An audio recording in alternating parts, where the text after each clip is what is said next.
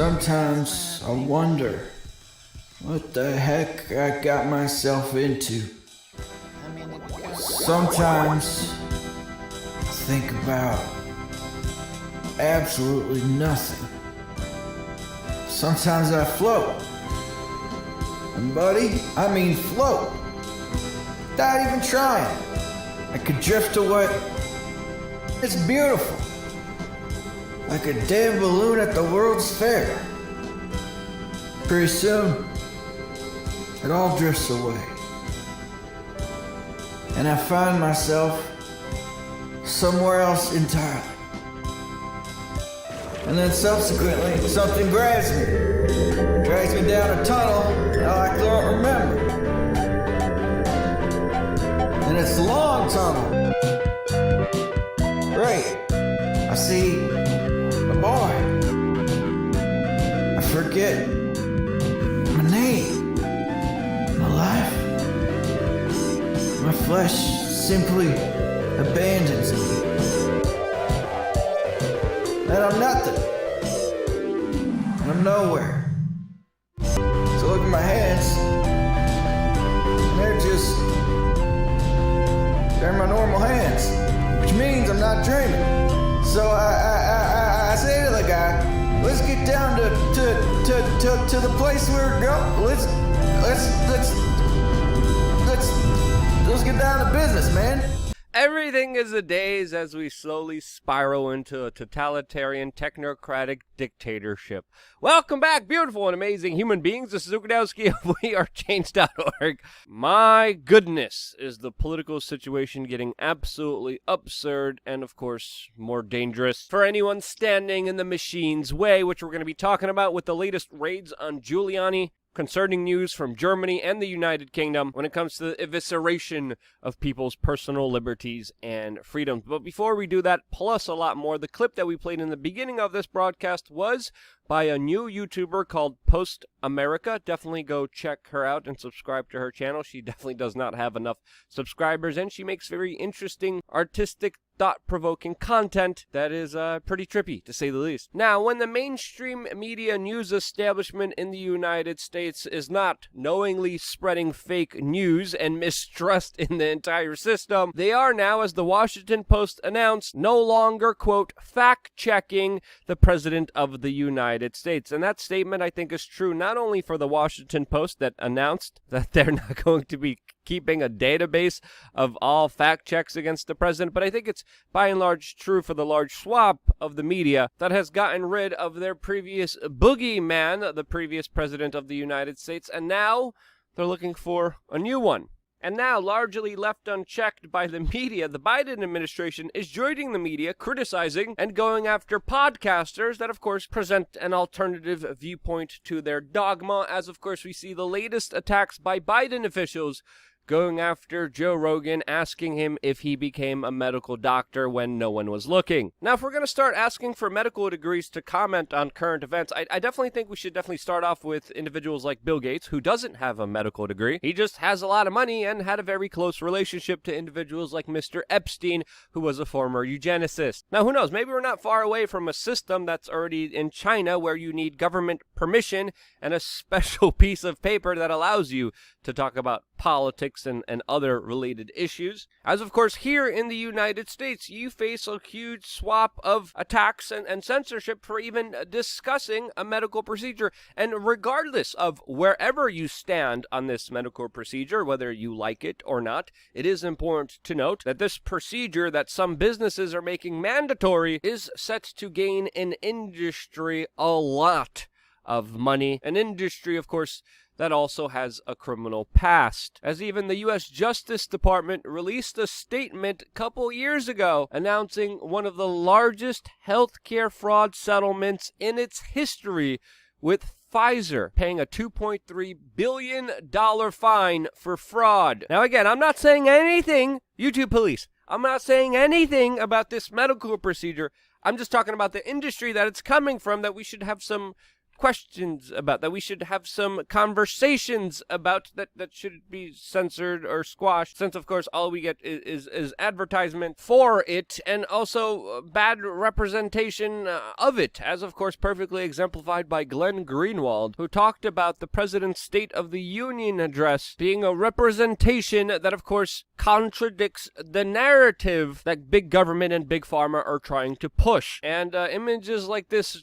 definitely don't help convince people, nor does trying to appoint a man who was on Jeffrey Epstein's payroll, a man who was working closely with Mr. Jeffrey Epstein, that was nominated to be America's science advisors. Yes, Biden's pick for America's science advisor is a man with extensive ties to Epstein, who was a eugenicist. He also praised previous eugenicists in 2018. He also previously advocated for giving private healthcare data to Silicon Valley, and that's the individual that Joe Biden wants in charge of science in this country. Also, by the way, in related news, I was able to find an extremely jaw-dropping video from a VH1 series about the fabulous life of, which did an extensive and absolutely sickening job promoting Jeffrey Epstein as some kind of amazing luminary. This was, of course, from a few years ago. We're going to be playing the full clip because we can't play it here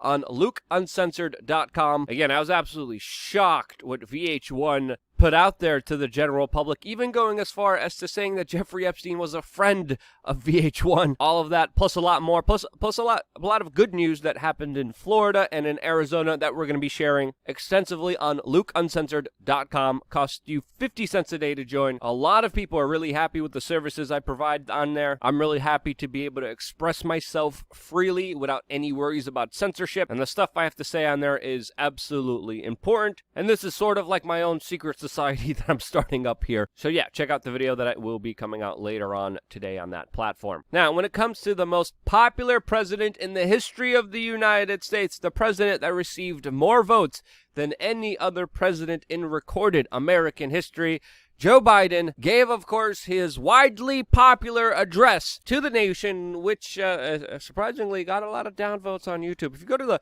White House's YouTube channel, you kind of get a different kind of understanding and perspective there than you normally would. But as some people highlighted, this was a speech of a man who was in government for over 50 years, complaining about the problems in government that he played a part in creating. In his speech, Biden talked about the importance of increasing taxes, as he's proposing a $6 trillion bill that some are calling a, quote, socialist's dream. Now, of course, Biden talked about a large number of other issues, but his $6 trillion spending spree was, of course, the one that dominated most of the speech and most of the conversations afterwards, since, of course, it is a big, extensive plan that, according to the Biden administration, will need more taxes, more IRS audits to be able to pay for it, which is absolutely a misnomer. We live in a system where the Federal Reserve literally clicks zero on a keyboard and prints money. There's nothing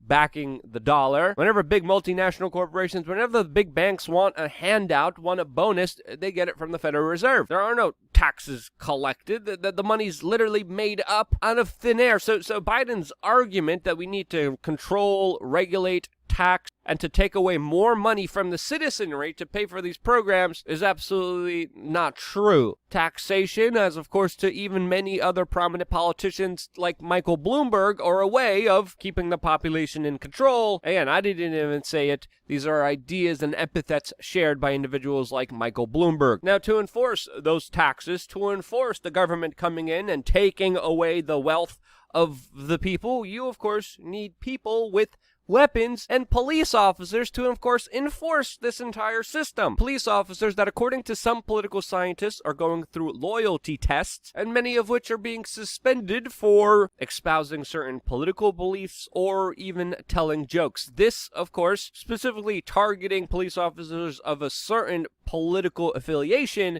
Meanwhile, when other police officers support another political affiliation, they don't face the scrutinies, the suspensions, like this police officer who was suspended for making a pretty funny TikTok video mocking LeBron James. Now, of course, I didn't agree with some of the ideas shared by this police officer, but the video was funny. But of course, he was suspended. He most likely will lose his job, and now there's a GoFundMe for him. Now, as some officers are being purged, other officers are told to enforce absolutely insane draconian laws, like in the United Kingdom, where people face a £5,000 fine for trying to go on vacation and leave the country. Meanwhile, the borders are wide open and migrant crossings are going at a daily all-time high in 2021. A man who flew from Australia to New Zealand is now facing a $4,000 fine or 6 months in jail just for leaving the country. In the United Kingdom, there's also a new video coming out showing a Christian pastor arrested for what looks like him saying that he believes that marriage is between a man and a woman. In Germany, the government is putting peaceful protesters who don't agree with the government's lockdown under surveillance for, quote, possible ties with extremists, as of course the apparatuses of the police state are becoming more and more political all over the world, including here in the United States, where officers enforce any ridiculous backward rule that they're told to do, as exemplified by recent events in Texas, where children were hit with a cease and desist order from the local government after selling eggs to their neighbors. Yes, a 10 and 8-year-old in Texas are facing legal troubles. And it just continues to get more absurd, especially after the latest news that we're hearing from an FBI early morning raid on Rudy Giuliani over a law that rarely gets used and according to many legal experts, definitely didn't warrant an FBI raid on Rudy Giuliani. It's also important to note here that the Lincoln Project was tipped off about this raid before it happened. They, of course, celebrated the news. I personally don't like Rudy Giuliani's politics, but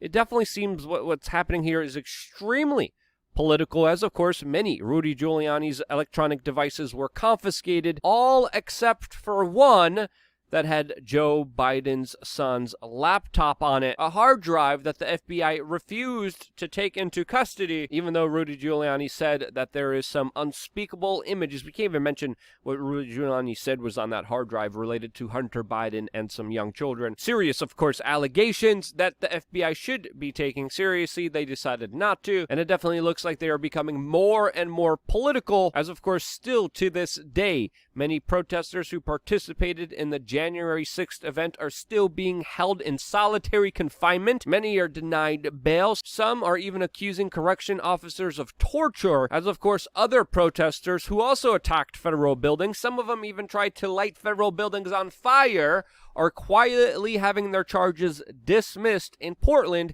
because they had a different political ideology when they committed acts on violence on the federal buildings and the individuals inside of them. So the Biden administration dismisses charges for a bunch of people who essentially did the same thing. Some argue even did less damage to federal buildings. But as the mighty policing arm of this country becomes more and more political, it is only cementing and fomenting a rule by decree, essentially almost setting up a two-tier justice system where you will be extensively punished for believing one set of ideas while dismissed and let go if you believe another. And what's happening is worrying, and I'm not even a fan of Rudy Giuliani. There's confrontations that were pretty intense between me and Rudy Giuliani on this channel years ago, of course. I am definitely not a Trump supporter. I am definitely not a cheerleader for the police, but I'm willing to let go of all of my biases here to let you know what's happening here is troubling and signaling some very serious problems ahead, especially with a government that wants to take more and more away from you while imposing their will onto you. Force and violence should never be the answer. That's why I believe in a lot of voluntary principles that I think if more people followed,